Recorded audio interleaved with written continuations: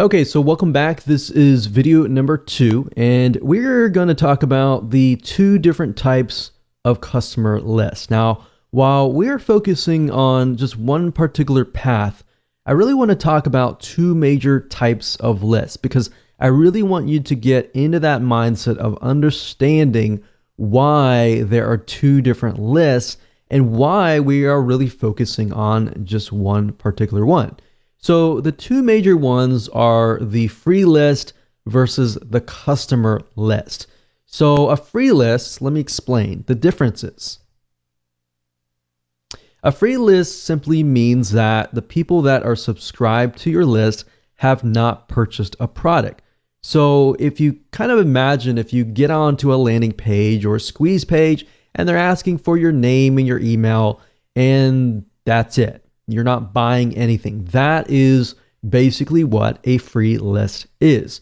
Now, typically, these lists are a little bit harder to convert because people do not know you. They have not really put their trust and faith in you. You know, if somebody subscribes and they've purchased from you before, that would be consistent of more of a customer type subscriber. But we're talking about people that don't know you. They've subscribed, they've gotten something for free, and that's it. So in this case, you kind of have to push quantity of lists. Instead of focusing on quality and conversions, you really have to focus on numbers. So it's a numbers game. So instead of having a list of, let's say, 100 buyers, you have to have a list of 1,000 or a couple thousand. Now, the second type of list is a buyer's list. This means that the subscriber on the list have actually purchased a product. So say, for example, somebody lands on your sales page. You're selling them something like a $7 or $17 item or whatever price point it is. They buy it or add it to your list. So that is basically a buyer's list.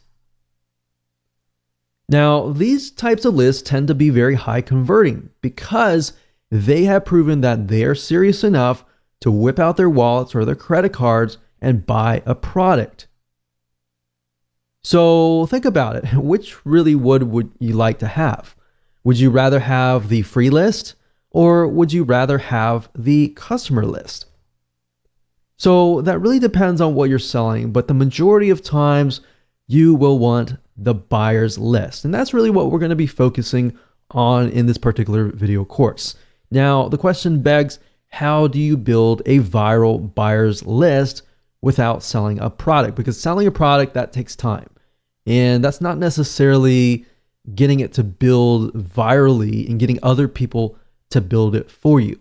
Now, that is the secret behind this method, is you get other people to actually build the list for you. Yes, it does take time, and yes, there is some work involved, but this is the closest thing to getting to that. So with that said, let's move on to video number 3.